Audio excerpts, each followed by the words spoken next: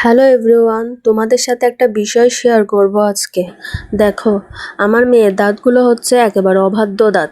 একে তো 5 মাসে অন্নপ্রাশনে মুখে ভাত ছোঁয়ানোর সঙ্গে সঙ্গে দাঁত উঠে গেছে, আবার এখন বয়সের তুলনায় তাড়াতাড়ি পড়তে শুরু করেছে।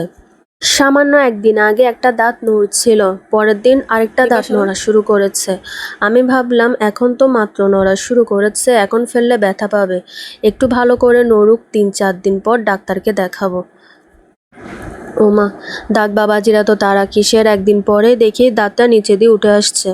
অগত্যা, আমাকে আর দেরি না করে মেয়েকে তাড়াতাড়ি ডাক্তারের কাছে নিয়ে গিয়ে দাঁতটা ফেলে আসতে হলো। আমার মেয়ের দাঁতের আমার মেয়ের মতো এতটুকু ধৈর্য নেই।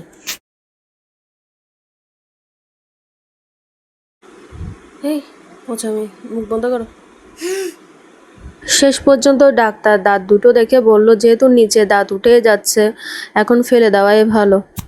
তবে একটা ব্যাপার বুঝলাম, আমার মেয়ের দাঁতগুলো ভীষণ অবাধ্য। আমি ভাবলাম 3-4 দিন পর ডাক্তার দেখাবো, আর দাঁত বাবাজিরা বলল, না মা, এত অপেক্ষা করার সময় আমাদের নেই।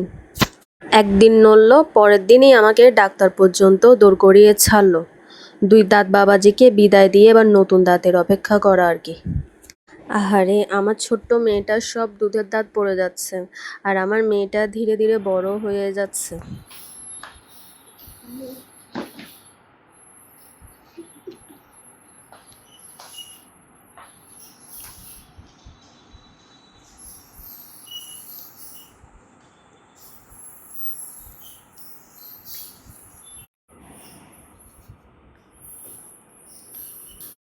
আমার মেয়েটার সাহসের প্রশংসা করতে হয়। আমি পাশে বসে ভাবছি, ও দাঁত ফেলবে, ও কি পরিমাণ ব্যথা পাবে।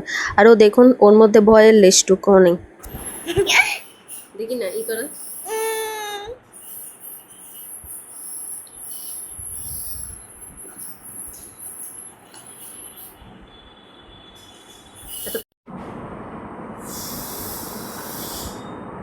শেষ, দাঁত শেষ।